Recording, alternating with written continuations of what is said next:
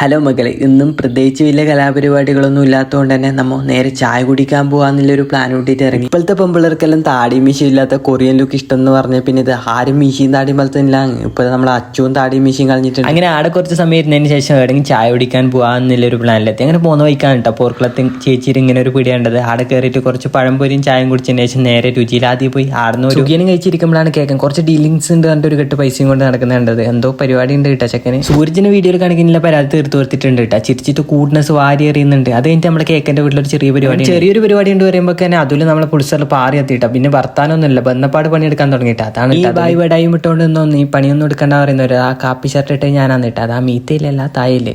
അത് കഴിഞ്ഞ് നമ്മൾ നേരെ എടാ രുചിയിൽ പോയിട്ട് ഒരു നല്ല പാർട്സ് കയറി പൊറോട്ടയും കഴിച്ചു വയറ് ഫുള്ളാക്കി ഇങ്ങനെ ഇരിക്കുമ്പോഴാണ് നമ്മളെ ബൂഗീൻ്റെ കടന്നു വരുന്നത്. എന്ത് നടക്കുമ്പോഴും അതിൻ്റെ ഇടയ്ക്ക് വീഡിയോ പിടിച്ച് നീലക്കുയിലിനെ പോലെ നിൽക്കുന്ന ഒരു ചങ്ങായി നിങ്ങളെ കൂട്ടത്തിൽ ഉണ്ടാവുമല്ലോ. നമ്മളെ കൂട്ടത്തിൽ അത് അച്ചുവാന്ന് കേട്ടോ, നിൽക്കുന്ന കണ്ട. അടുത്ത ഒരു കളി പോലും ജയിക്കാൻ പറ്റാത്ത ഇങ്ങനെ ഒരു കളി ജയിച്ചിട്ട് ഞങ്ങളോട്